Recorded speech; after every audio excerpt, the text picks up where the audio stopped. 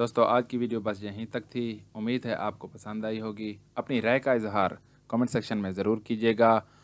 अगर आपने हमारा चैनल रूह इंसान सब्सक्राइब नहीं किया तो जल्दी से कर लें, क्योंकि हम आपके लिए ऐसी अच्छी अच्छी वीडियो लाते रहेंगे। मिलते हैं एक नई वीडियो के साथ, तब तक के लिए अपना ख्याल रखिएगा। अल्लाह हाफ़िज़।